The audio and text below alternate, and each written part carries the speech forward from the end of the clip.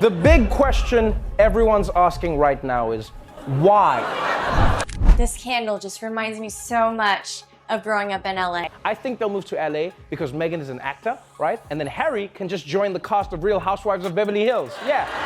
Just be like fighting on TV. I know what you said about me, Denise. Say it to my face. You know what? This knife reminds me of growing up in LA. They're taking a sabbatical? From what? Helping their grandma pick out hats? Get the out of here, man. Kosher salt brings me back to my days in LA. I'm an LA native. I am a Los Angelite. How are you gonna take a break from being royalty? What are you doing? This is like the weirdest thing. Oh, just have to take a break. Too many people serve their guys. That's too much. This salt reminds me of growing up in LA. This carbon monoxide detector just really takes me back to my time in LA where I grew up. Picture this. Two of the most famous people on the planet decide they want a normal life. Sounds reasonable, right? Except they announced this decision to the world through Netflix documentaries, tell-all memoirs, and primetime interviews. What happened next wasn't just comedy. It was a masterclass in how Hollywood can turn royal drama into pure entertainment gold. When Harry and Meghan stepped back from royal duties, they probably expected some criticism. What they got was an international comedy festival with them as the headline act. And trust me, what you're about to discover will completely change how you see celebrity PR disasters forever. The announcement came on a quiet January morning. Harry and Meghan would step back from senior royal duties, seeking financial independence and a more private life. This is huge. Harry and Meghan are leaving the palace to become financially independent. Within hours, something extraordinary happened. Comedy writers across 2 continents simultaneously realized they'd struck oil. Trevor Noah was first to the scene, cracking open this story like it was Christmas morning. His audience erupted when he painted the picture. 2 royals deciding they wanted to make their own money, just like regular folks. The joke practically wrote itself, but Noah twisted the knife deeper. You see, this is what happens when you bring the first black woman into the royal family. His next line reframed everything. Suddenly, Meghan wasn't a trailblazing Duchess anymore. She became the friend who drags you out of bed at dawn for a job interview. The laughter rippled through the studio, but Noah wasn't finished. He painted Harry as a grown man, finally leaving his grandmother's basement. Except that basement happened to be Windsor Castle. Each punchline hammered home the same truth. Yeah. She looked at Harry and she was like, you need to get a job. You need a job. Royalty becomes comedy gold the moment it tries to look ordinary. By the time Noah delivered his knockout punch, centuries of royal mystique had been reduced to a meme that would define everything that followed. Buckingham Palace scrambled with dignified press releases about modernizing the monarchy. You a grown-ass man. You can't still be living in your mama's house, Harry. Too late. The comedians were already doing victory laps, and their message was crystal clear. If you abandon the crown, you better learn to punch a time clock fast, because late-night television just punched in early. The Sussex rebrand was barely warming up when Netflix dropped a 6-hour documentary that was supposed to position Harry and Meghan as sympathetic truth-tellers. Instead, it handed comedians the sharpest material they'd seen in decades. American late-night hosts queued up first, but the real devastation came from across the pond. British comedian Simon Broadkin took the stage with the gleam of a predator who'd spotted wounded prey. No matter how hard I tried, no matter how good I was, no matter what I did, they were still going to find a way to destroy me. Before the audience could even process what they were watching, he let them know exactly what he thought of the glossy documentary. The crowd's reaction was instant and merciless. Broadkin framed the entire series as such pure self-indulgence that even neutral viewers would walk away converted to active dislike. He didn't pull any punches either.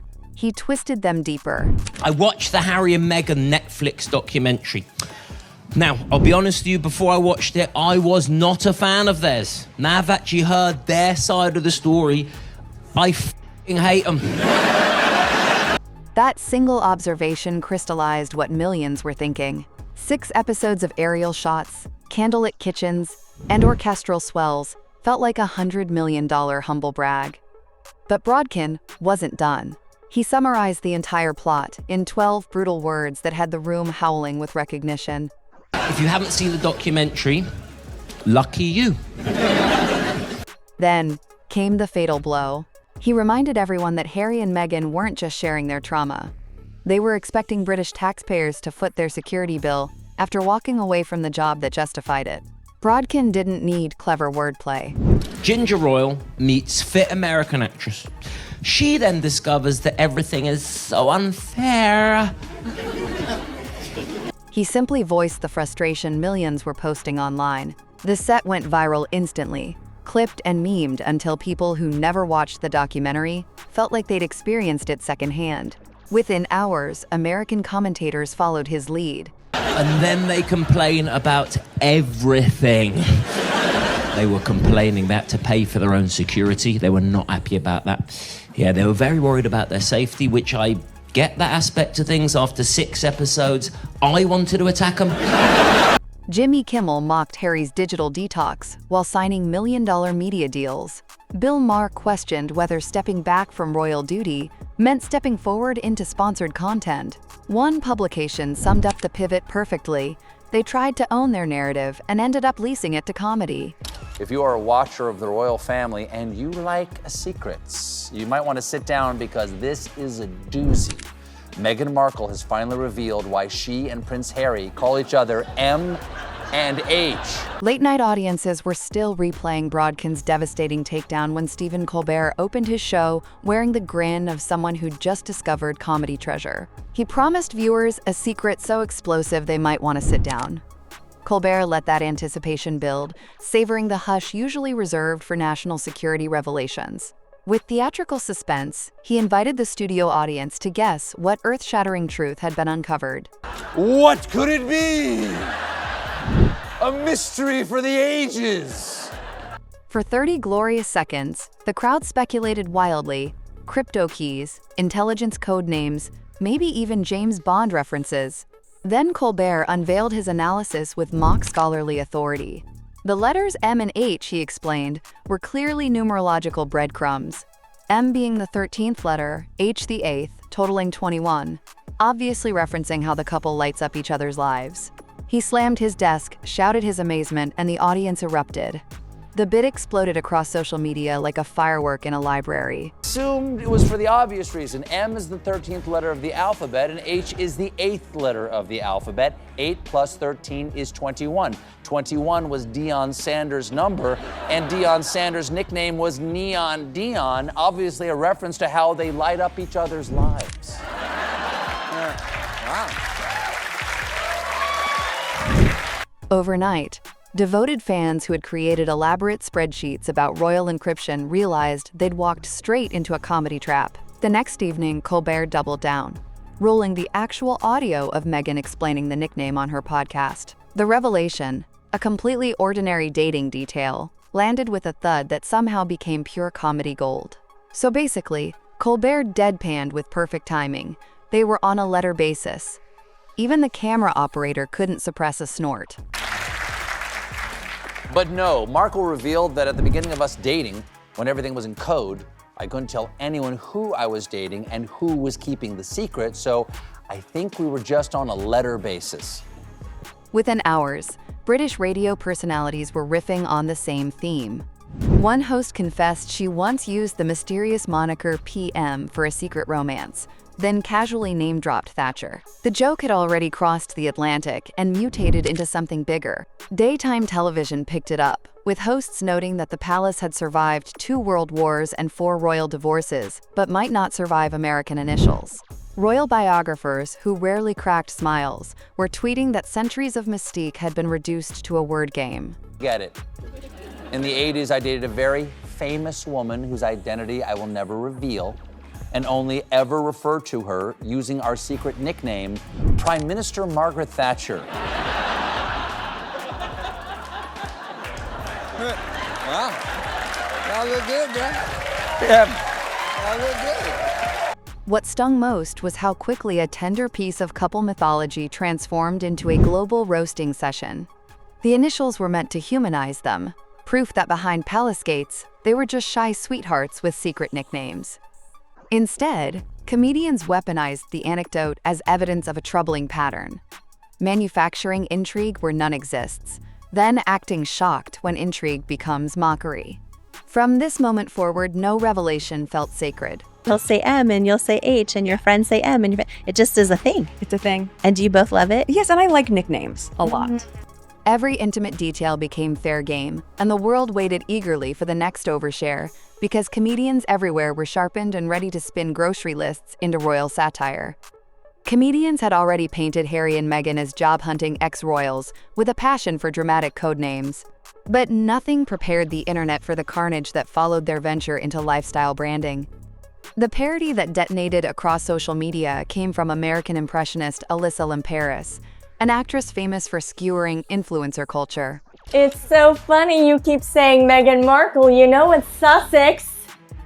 She slipped into designer clothes, draped herself in oversized jewelry, and unleashed a parody so devastating that even palace insiders admitted they couldn't finish lunch without laughing.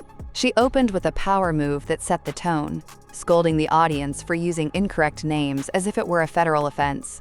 With formalities handled, Limperis began oscillating between lifestyle guru wisdom and diva-level meltdowns.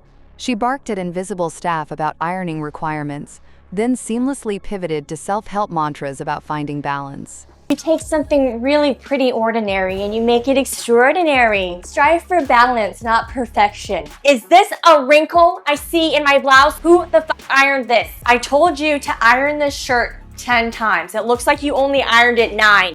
The whiplash was exquisite. Viewers instantly recognized the absurdity. A Duchess preaching mindfulness while terrorizing the help was comedy rocket fuel. Limperis doubled down by brandishing containers of rainbow garnish, her stand-in for the much-mocked flower decorations that soon trended alongside garden center memes. The bit gained momentum when she laced the performance with relentless references to growing up in Los Angeles. Each hometown mention revealed how disconnected the Duchess seemed from average viewers' experiences. But the parody's lethal moment came during the cooking demonstration. Stop it. How sweet are these flower sprinkles? We can't forget the flower sprinkles. Flower sprinkles. Flower sprinkles on everything. Flower sprinkles. We need more flower sprinkles. We are literally putting flower sprinkles on everything. In a scene equally parts tutorial and horror film, Limperis, still in character, ordered her makeup artist to slice his own hand so she could leap in as rescue nurse. The moment skewered what critics called a savior complex with surgical precision. It was sadistic, surreal, and ridiculously shareable. Reaction videos mushroomed overnight. One British commentator joked that this kind of hospitality felt like Gordon Ramsay meets psychological thriller.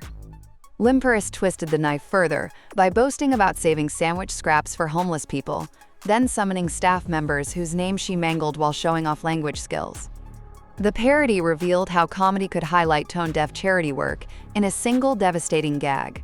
This candle just reminds me so much of growing up in LA. You know what? This knife reminds me of growing up in LA. Kosher salt brings me back to my days in LA. I'm an LA native. I am a Los Angelite. This salt reminds me of growing up in LA. This carbon monoxide detector just really takes me back to my time in LA where I grew up. Because I grew up in LA. I grew up in LA. Finally, she name-checked devoted fans, framing them as a militant support group cheering from the sidelines. The fallout was immediate and brutal. Limperis' video amassed 10 million views in 48 hours, completely eclipsing clips from the actual Netflix content it mocked. Social media analysts noted sharp spikes in flower-themed memes, now shorthand for performative virtue signaling. Okay, David, I'm gonna need you to slice into your flesh so I can jump in and be Nurse Meghan. Merchandise vendors rushed to print kitchen towels with corrective branding while mainstream outlets joined the conversation. Publications called the parody a masterclass in influencer culture gone wrong, with headlines questioning whether the Sussex brand had become impossible to take seriously. I like to save these scraps for the homeless. That's a lifestyle tip. Save your scraps for the homeless. For Harry and Meghan, the parody created an impossible dilemma. Ignore it and risk appearing humorless, or acknowledge it and pour gasoline on the meme fire. They chose silence, but damage was done. How you've made it when you've acquired a huge fan base of bullies. Hashtag Sussex Squad. Sussex! Limperis had distilled months of criticism into 7 chaotic minutes, proving that in the influencer era, All a comedian needs is creativity and a phone camera to turn royal PR into toast. 3 years after the exit announcement, the honeymoon with Hollywood comedy was officially over. Late-night jokes had become routine, stand-up burns were weekly entertainment, and parody segments now trended harder than official Netflix trailers. But the single most damaging broadside came courtesy of Emmy-winning satirists who specialize in equal opportunity destruction. In February 2023, the duo behind South Park dropped an episode so merciless that even royal supporters gasped. It opened with a fake morning show filmed in Toronto, the city where Meghan once worked and where the couple supposedly first hid from paparazzi. The creators had done their homework, right down to Canadian flag set decoration. Live from the television studios in Toronto, it's Good Morning, Canada. The Duchess's animated bathroom humor was juvenile, but fitting for a show that skewers every institution equally. Viewers laughed while royal watchers cringed. Then the cartoon introduced Sussex doppelgangers chanting for solitude while chasing spotlights, a looping contradiction the writers hammered until it became an earworm. 3 syllables became a worldwide meme before the episode finished airing. Social media teens lip-synced the line over aerial footage of the Montecito mansion. Users replaced location tags with references to the worldwide privacy tour. The show's hosts, hilariously exasperated Canadian anchors, tried making sense of the contradiction. We want privacy! We want privacy! How could a couple condemn publicity while selling books, podcasts, and documentary series? The question hit harder in cartoon form, making the hypocrisy look like children's programming logic. To drive the point home, the creators handed the animated prince a book titled Wah, a winking reference to Harry's real memoir. They let the talk show host destroy him for condemning journalists while writing journalistic tell-alls. Every late-night show followed with their own punchlines, but none landed with the visual absurdity of South Park's next move. A choreographed musical number that launched the privacy theme into the stratosphere. By the time the animated couple hopped onto a drum-powered float called the Worldwide Privacy Tour, even neutral viewers were cracking up. Royal correspondents privately admitted that palace staff couldn't believe it had come to this, yet acknowledged the satire captured basic truth. You can't cry intrusion while constantly opening the door. So let me start with you, sir. You've lived a life with the royal family, you've had everything handed to you, but you say your life has been hard, and now you've written all about it in your new book, Wah. The creators twisted the knife once more by shipping their parody royals to a quiet Colorado town where they pledged normal lives, only to expose themselves again within seconds. The cartoon wife peered through binoculars at every neighbor, paranoid about surveillance, while the prince scribbled, "Leave us alone" signs sized for political rallies. The episode trended on every platform, spawned merchandise, and pushed the privacy tour phrase into mainstream vocabulary by dawn. Even financial publications ran culture columns explaining why the satire stuck. It exposed a brand built on contradiction. In 22 animated minutes, Harry and Meghan were no longer just ex-royals facing tabloid criticism. They were officially cartoon archetypes, their statements looped into endless clips. Once South Park casts you alongside their rogues gallery, you're cemented in pop culture history. The Sussex PR machine could issue clarifications, but damage was generational. School children would chant, "We want privacy" on playgrounds without ever watching the real documentary. Comedy had transformed a royal romance into a Saturday morning cautionary tale, and more jokes were still waiting in the wings. We want privacy! We want privacy! By spring 2023, the Sussex storyline had become comedy's favorite chew toy. A single scroll through YouTube looked like a roast battle playlist, with comedians competing to deliver the most savage takedowns. Andrew Schultz reminded packed theaters that 1775 was the last time Americans cared about royalty, shouting that they threw British tea in the harbor and would gladly throw Netflix passwords in right after. Clips rocketed across social media, each punchline edited with patriotic fireworks. It's so quiet and empty here. If we moved here, then people would think we're really serious about wanting to be normal.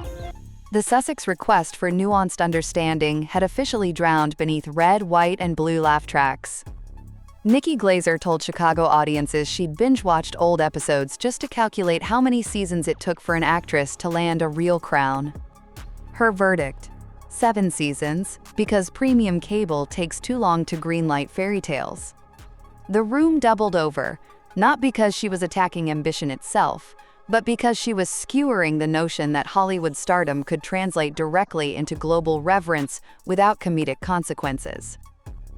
Meanwhile, Joe Rogan weaponized his podcast's 3-hour format to dissect Harry's critiques of online misinformation. He replayed Harry's warnings about dangerous podcasters, then raised an eyebrow so skeptical, it practically sprouted question marks. The bit spoke to growing sentiment that the prince, once beloved for military candor, now sounded like someone broadcasting safety warnings from a secure compound. But no comedian captured the luxury angle better than British comic Fern Brady. She described watching lifestyle content and nearly choking on her budget sandwich when the Duchess threw a tantrum over grocery brands. Brady reenacted the meltdown, tossing invisible jars across the stage while shrieking about organic certification.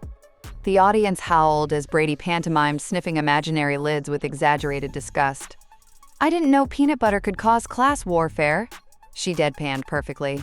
Within hours, grocery store references became internet shorthand for privilege blindness, trending just below flower decorating scandals on social media feeds. Collectively, these performances did more than mock aristocratic excess. They reframed Harry and Meghan as unintentional caricatures of celebrity grievance culture. Who got the Kroger peanut butter? It's not even organic. I thought they gave us $50 million to make this show. Every fresh interview clip was scrutinized for meme potential. Every charitable soundbite was decoded for hidden vanity. Comics weren't simply tagging jokes onto royal headlines. They were writing the headlines, shaping audience perception before traditional newsrooms could publish measured analysis pieces. The Sussex camp tried strategic silence, betting punchlines would fade once comedians exhausted the material. Instead, each quiet period only spurred fresh creativity. Podcasters invited guests to speculate about genetic lottery winners complaining about photographers, while comedy sets got remixed into social media skits filmed in supermarket aisles. Look at this town. There's just something about it. Oh, darling, I think this might be the place. You really think so? Harry's upcoming media appearances were advertised with tongue-in-cheek disclaimers, promising no grocery products would be harmed during interviews. Comedy had reached critical mass, with performers feeding off each other's material and building an echo chamber so loud it became the public's default soundtrack to any Sussex headline. And looming ahead was the darkest punchline of all. A joke about royal succession so controversial, it sparked overnight complaint surges and forced primetime hosts to issue on-air clarifications. Nothing terrifies celebrities like Hollywood's collective shoulder shrug. By late 2023, Harry and Meghan could feel that Arctic chill settling in. When A-list friends go quiet, it's not as meme-worthy as animated bathroom humor, but it carries far more career damage. The first crack appeared when Oprah Winfrey, architect of their explosive 2021 interview, politely declined commenting on Harry's memoir tour. Entertainment reporters noticed the dodge, and so did every joke writer in Los Angeles. Jimmy Kimmel flashed a mock group chat titled Montecito Mavens, showing Oprah, Beyoncé, and Tyler Perry all responding with identical thumbs-up emojis before archiving the conversation. The audience roared because the bit captured industry reality. Once tastemakers stop defending you publicly, they've probably stopped answering your calls privately. The silence deepened at awards ceremonies. Photographers who once fought for Sussex red carpet shots now redirected lenses toward fresh faces like Wednesday's breakout star. Entertainment reporters whispered that publicists had issued gentle advisories about spontaneous photo opportunities and brand fatigue. Something terrible happened to William and Kate and the kids, right? The Queen and Charles are very old, they're going to go at some stage, and then you're left with King Andrew. No one wants that. Then came the knockout punch. Netflix quietly shelved rumored plans for a second documentary series, citing, quote, creative pivots, industry euphemism that publications translated into plain English. The first show underdelivered, the second no longer guaranteed viewership. Cue fresh waves of stand-up material. Comedians compared the couple to high-profile festival disasters. Huge pre-sale buzz, followed by spotty delivery. Clips flooded social media algorithms, racking up millions of views, while behind-the-scenes insiders revealed that producers felt hesitant about appearing in future Sussex-themed projects. One anonymous showrunner told entertainment publications that the couple's narrative updated more frequently than software betas, making story continuity impossible. Comedians pounced immediately.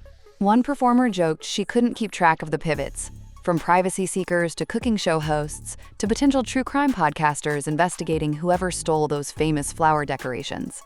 Even earlier sympathizers recalibrated their support. When a prominent television host paused an interview about online safety to ask if constant revelations might crowd out important messages, Harry smiled, sidestepped, and social media called it an on-air ghosting. Parody accounts stitched that moment beside South Park's Town Square chant, creating irresistible juxtaposition. Real Prince dodges questions while cartoon Prince belts grievances. It perfectly summarized the year when earnest interviews got drowned out by animated echoes. Meanwhile, British comic Simon Broadkin updated his Netflix material with fresh observations, imagining Meghan scrolling through silent direct messages from Hollywood power players while frantically checking Wi-Fi connections and wondering why empathy emojis weren't sending.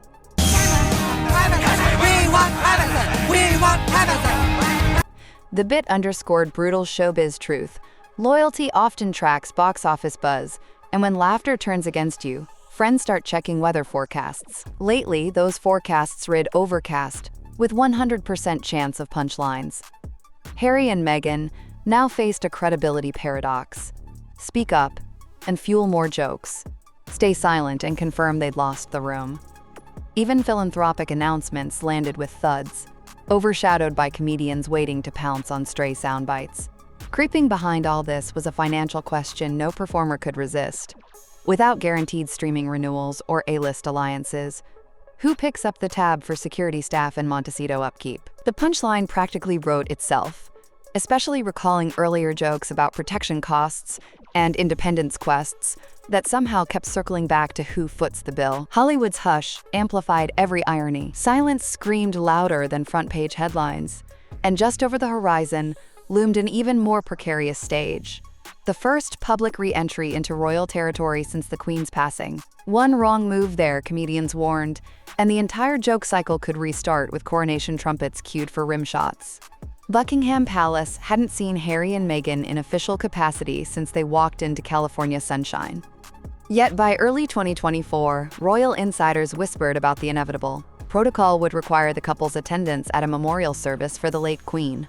On paper, it seemed like solemn family obligation. In practice, it became a global countdown clock for punchlines. British tabloids floated breathless headlines, wondering if the Duke would parachute in via podcast appearance, while American networks prepared split-screen coverage. Comedians sensed opportunity like seagulls, spotting boardwalk chips. First came the reruns. Channels dug up South Park's Quiet Town finale, where cartoon characters surveyed empty streets with theatrical relief.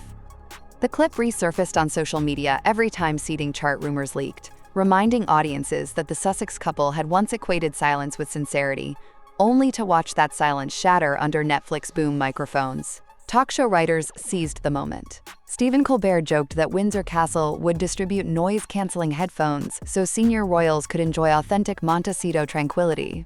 Across the Atlantic, Trevor Noah re-edited his original employment material into a mock training montage, complete with inspirational music over images of Harry polishing ceremonial swords. The callback hit harder in Britain's cost-of-living climate, where memes about everyday expenses collided with palace security price tags, giving laughter a sharper edge. As the service approached, insiders whispered about diplomatic seating arrangements. Yeah, they were very worried about their safety, which I get that aspect of things. After 6 episodes, I wanted to attack them. Would the Sussex couple stand shoulder to shoulder with William and Kate, or park 2 rows back and face saving compromise? Comedy shows staged mock drafts like fantasy leagues, with hosts holding flashcards featuring tiny cartoon thrones, while audiences voted by applause. Betting markets opened on curtsy protocols, sparking fresh waves of social media content overlaying South Park's privacy chants with slow-motion royal etiquette tutorials. One-liners escalated into prediction sketches, with Saturday Night Live writers reportedly storyboarding imagined cold opens featuring Harry attempting small talk about organic farming, while church officials yelled about saving confessions for streaming platforms. Royal correspondents felt the pressure mounting. One veteran reporter confided that it no longer mattered what the couple actually said at the service. Their mere presence guaranteed a week of broadcast ridicule. They'd entered a feedback loop where anticipation alone triggered punchlines, and punchlines rewrote perception before reality could unfold.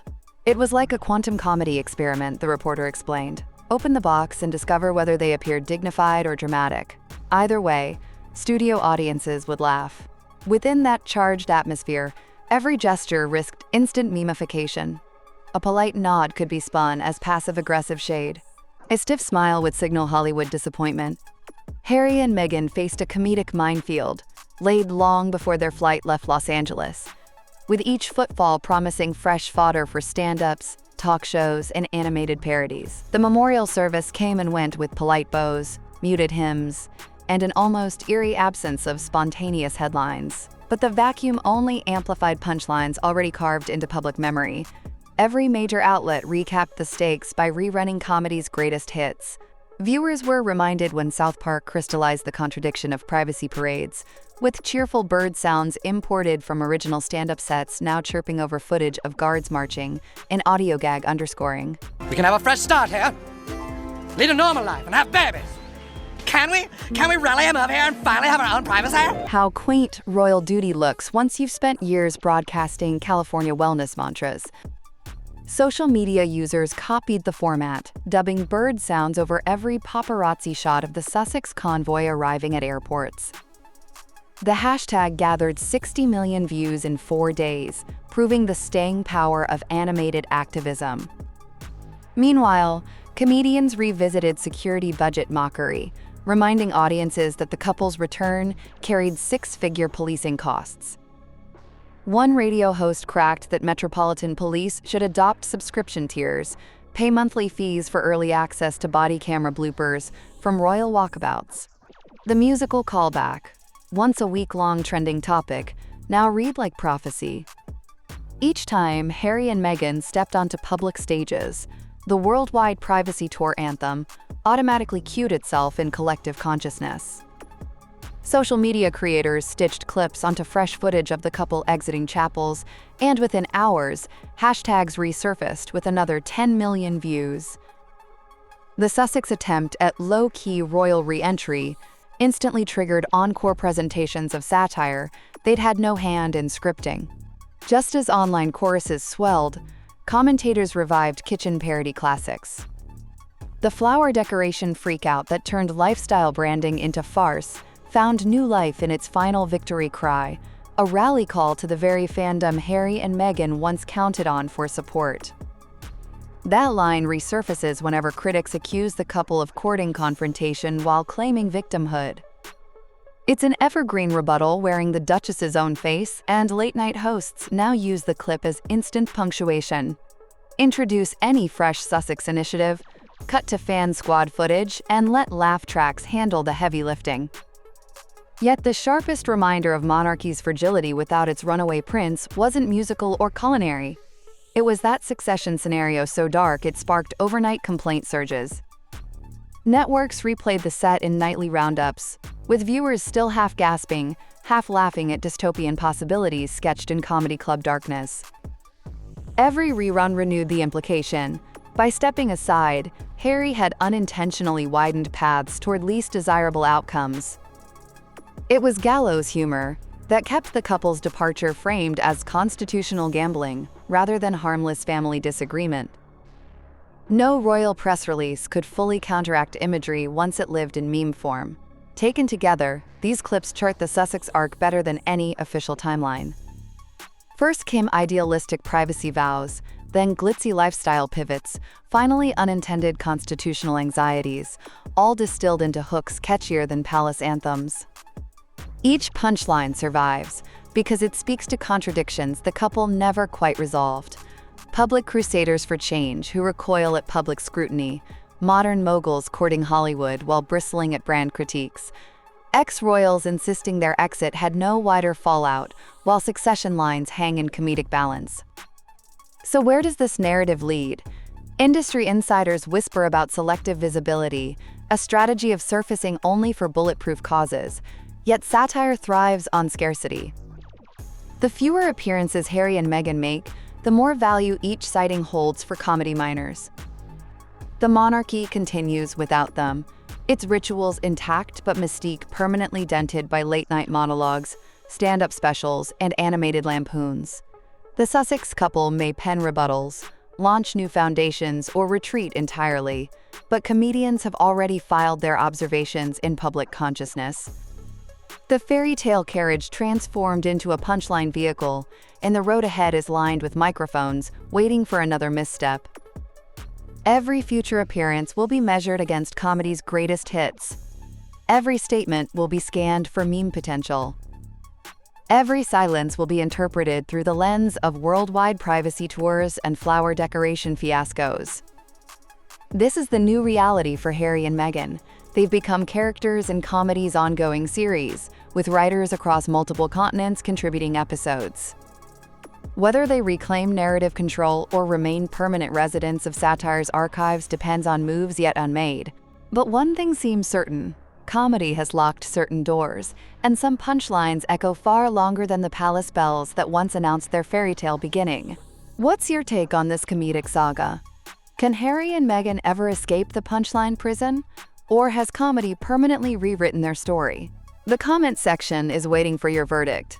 And trust me, the next chapter in this ongoing cultural phenomenon promises to be just as explosive as everything that came before.